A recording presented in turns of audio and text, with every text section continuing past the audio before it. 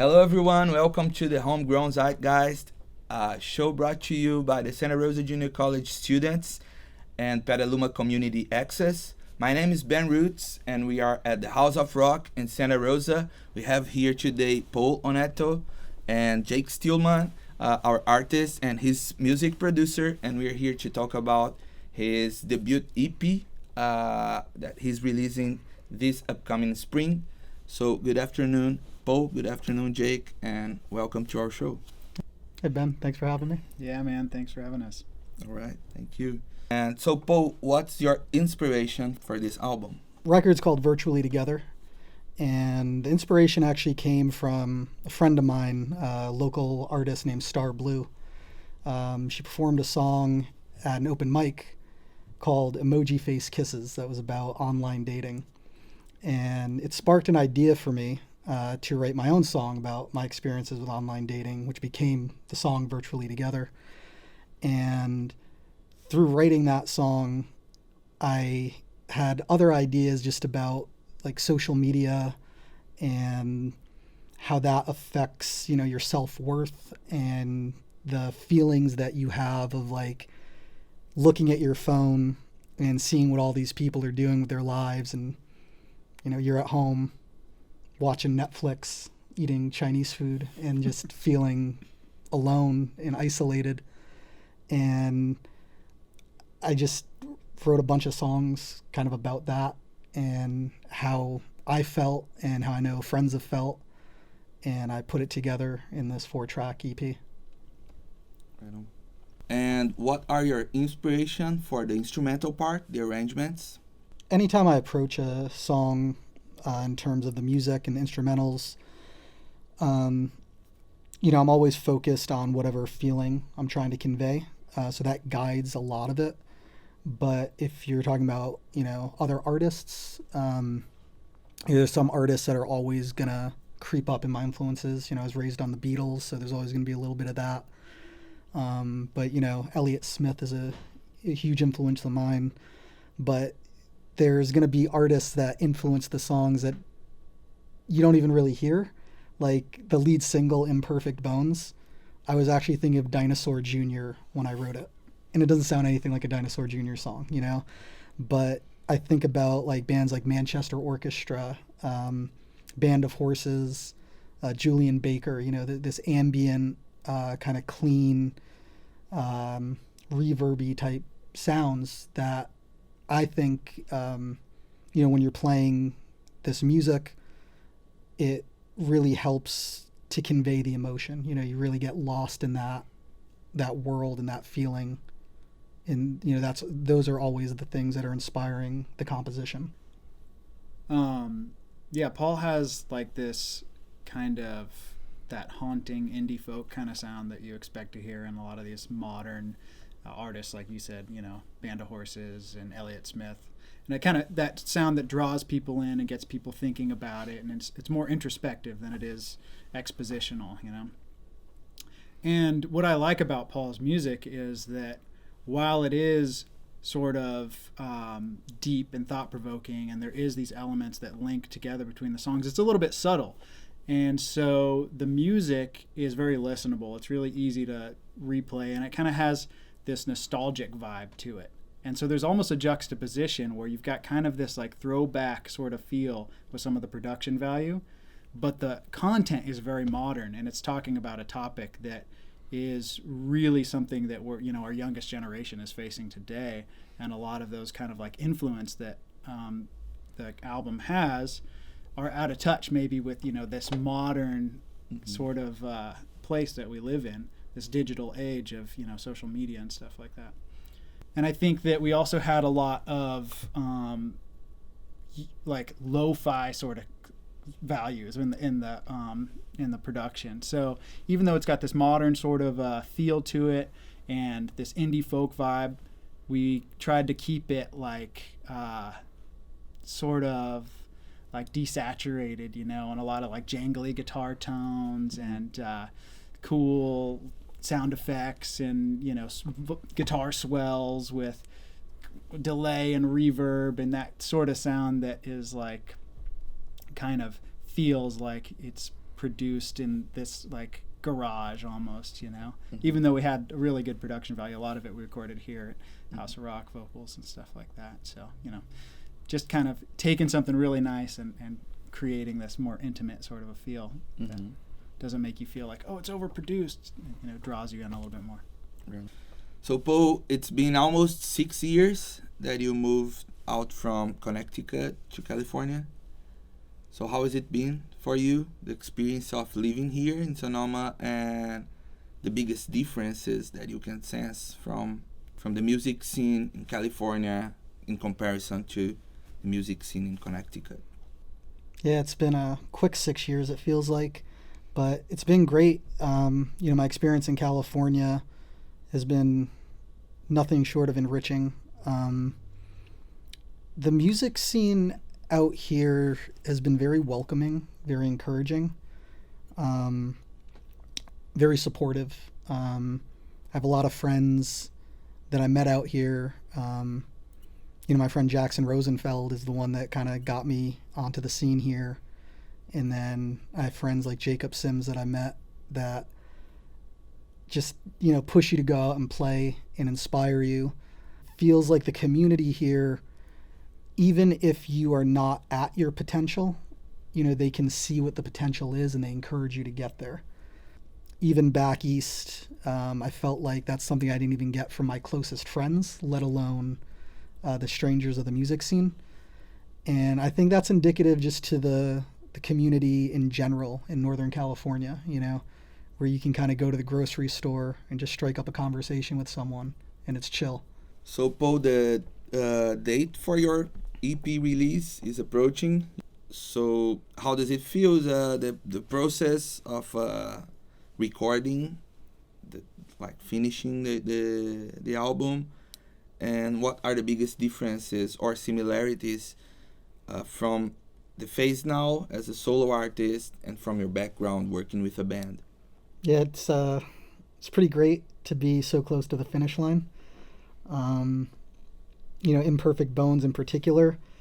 I wrote that one night, 2 a.m, just 20 minutes, and here it is. And to have that, finished, and to sound exactly how it did in my head is, really cool, which is a testament to Jake and the production that he was able to accomplish. And, that kind of goes into your question about what's the difference working with a band as a solo artist. In a band, you make a lot of compromises and you're trying to appease all the members. And what's been great, and this is particular to Jake, because I don't know that it would be like this with other producers, but to work with someone to get the idea exactly how it is in your head and to get the tones right and to get the all the different levels and cutting bits here and there and working to get the best possible song while staying true to the original vision. I feel like maybe in band situations, there's a lot of ego there, because maybe you don't want the best possible song, but I want the best possible showcase of my drumming or my bass playing, and that might not be what's best for the song, right? So that's one of the things with this project's been really cool, is just everything's been about the song and making sure the song's as strong as possible. And Jake was kind of the other member of the band. He did a lot of really cool stuff with his bass playing, helping me write harmonies, piano parts. It's every bit as much his album as is mine, and super proud to have worked with him and Wilson Street Records on the whole thing. Yeah, working with Paul is really great because Paul has a really clear vision, and at the same time he's really open to input. It's a lot of people, when you work with them, you might throw out an idea, and it's hard for some people. It's hard to remove yourself from what you're attached to in a song and look at it for, is this serving the body of the material? And so I'll do things with Paul where I'll say, hey, listen to this, what do you think? And he'll either go, no, I don't really like that. Or sometimes I'll do something super wacky and I'll go, that's perfect. That's great. He's really open to input and new things and experimenting, which has allowed me to kind of really have a lot of creative input, which I really enjoy. But ultimately, I'm just trying to, I think I really believe in what Paul's doing. I believe that he's got a lot of potential and a lot of talent, and his vision is a really poignant one for today and just the sound of today. And so it's really easy to get behind and invest time and energy in as a producer, because it's just such a a deep, powerful project that I'm really excited to be putting out. Mm-hmm. So, Paul, probably right now, obviously, you're focusing on your album release and on the production of your music video and finishing everything for the release. What are your next steps on promoting or touring with this new EP? And if you have already anything planned for new recordings or collabs that you want to do in the future? Yeah, obviously I want to go out and play live and, do at least a West Coast tour, up to Seattle area, down to San Diego, everything in between, kind of pound the pavement a little bit. I like playing out and playing for people, so that'll be something I'm very excited to get the ball rolling on. I'm always writing and recording. This year I'm actually doing a project where every week I'm writing and recording a brand new song. So like on my Instagram and Facebook, like I'm posting all the tracks every week. So that's been really fun and rewarding, to say the least. But I have so many songs that are kind of just in the backlog, and I'm always writing. So in terms of next album, like Jake and I have talked about even doing like an acoustic thing, because right now that's what I'm doing when I go out to play. It's just me and my acoustic guitar, as opposed to the album, which is a full band. Which the nice thing is the songs still translate. I try and write in that way so that you're not losing much. There obviously there'll be bits that you lose, but I like the songs to be able to translate both ways. You almost think about like Nirvana Unplugged. Mm-hmm. They're playing like About a Girl, and it's just as good acoustic, as it is with the full electric recording. So it'll be something that'll be interesting to see how we approach it if I decide to put a band together to go out and tour with. But touring is definitely going to be a thing. Writing will always be a thing. I'll never stop that. And kind of see what the future holds in terms of what's next, in terms of albums or things like that. Right on. And you, Jake, do you have what are the next goals? What are the next steps for Wilson Street Records? We're obviously really focused on this release right now at Wilson Street Records. This is our third release, so it's a very new thing. And the idea is that we're just trying to come up with ways to support the North Bay music scene and get people to release their music in a more powerful, effective way, and try to just enrich the whole music community. Right now it's basically just me at Wilson Street Records. I've got another guy that I'm working with, a good friend of mine, old student at the junior college, and a couple other people that I'm kind of working with peripherally, but mostly it's just me working at the record label. And so I can't take on a whole ton of projects at a time. But with Paul's project, we started with branding and focusing on getting his colors and his vibe and kind of what his message is and who he is as an artist really put together and cogent, so that when we present his album to the world, people can feel like they're connecting with somebody who's has a consistent, solid vibe and feel. And we did some market research with Paul and kind of figured out what his audience looks like and who are we going to really be connecting with. And with music, you're not really trying to shape the artist to be something they're not. At least that's how I approach it. You're trying to take a look at the artist and say, what are you, and how can we really bring that out, and make sure we're not doing something that you're not. And when you're posting on social media, the types of language you use, making a decision of whether you show a picture of you with a beer in your hand or not can be a big thing, because that makes a statement about who you are. Is that the kind of imagery you want to have? And so it's just honing in on really what Paul is, what his message is, what his vibe is, and making sure that his website, social media, everything's all branded. And we just go out, we'll take pictures together, do a little recording here, there, and get his graphics put together, and building up to this release, getting his email campaigns together and stuff like that. So mostly what I'm doing with the record label is trying to take on projects like Paul's, and I've got a couple other happening right now, where I can just kind of help artists really get that together and present a vibe and an energy that can connect with audiences, and then also help them with copyright and their performance royalties, and making sure it's a complicated industry, as you know, and just making sure that they're fully connected and doing all the things that they should be doing, and working with a music publisher to try to get music placed in film and television and stuff like that. So just kind of helping with the back end and making sure artists are doing things effectively. So, Paul, your contact with music in your life started really early. By the age of 8 years old, you got your first guitar. So, my question is, out of curiosity, what were your first songs or your first influences on music, the first songs that you learned how to play? Just that this way we learn more about you. Yeah, and even earlier than 8 years old, I mean, some of my earliest memories are being maybe 4 or 5, and waiting for my dad to come home from work and pulling at a suit jacket and asking to put on Beatles for Sale. I just wanted to hear Beatles for Sale over and over. And then I remember, when I was 5 or 6, I really loved Bryan Adams. Everything I Do It For You. And I got the cassette single for Christmas. And yeah, man, I was 8 years old. There's an episode of The Simpsons where Bart gets a guitar, and his guitar had a built-in amplifier. And I wanted a guitar with a built-in amplifier so bad.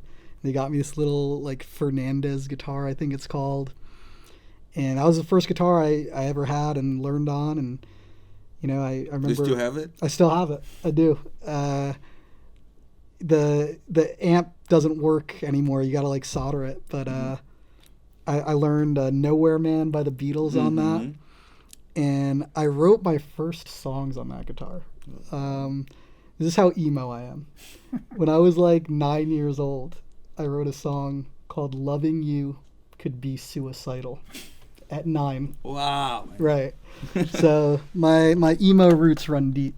But yeah, that was my first guitar, and I've always loved music. And it brought me through a lot. As I got older and I started just going through rough patches emotionally, is really when I would take refuge in the music, and I realized it was more than just kind of something there. It was a tool. It was something that it was a medicine even. And in my late teens, early 20s is when I really started to realize what that gift was, and I wanted to create music that could give back to other people the way that music gave to me. And that is kind of what started me down this road. And thank God Dad put on Beatles for Sale. Oh yeah, great album. Yeah, it is. All right, so that was our interview with Paul Anito, and thank you guys for the presence. Thanks, Jake. Thanks, Paul. Yeah, thanks for having us. And this is the Homegrown Zeitgeist, straight from the House of Rock in Santa Rosa. I'd like to say thanks for the House of Rock. Also, Petaluma Community Access. Yeah, thanks. It was great. Pleasure for me too. Yeah, man. Thanks for having us. All right. Thank you. That's good. Great.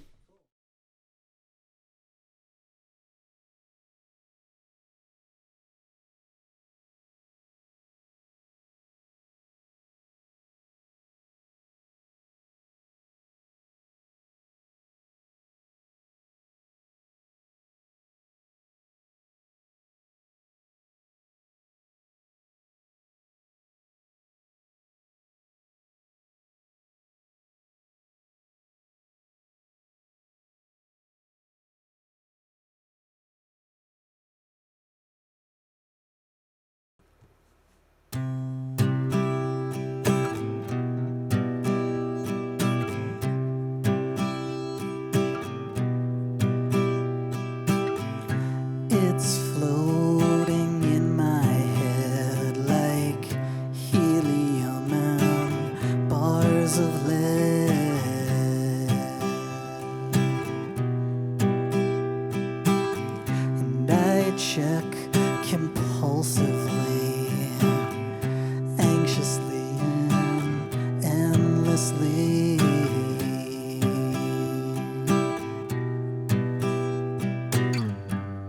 The canvas colors take their shape.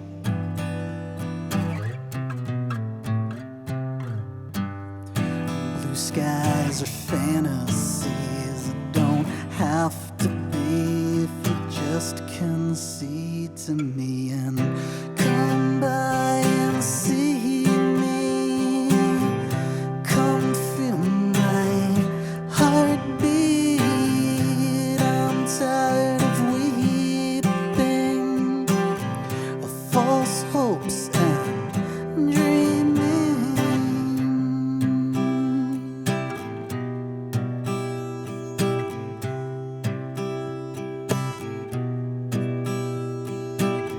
Now it's growling in my gut like hungry dogs not fed enough.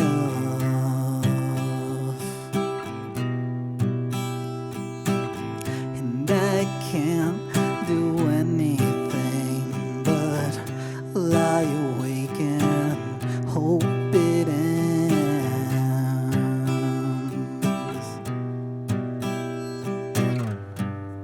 The canvas colors take their shape.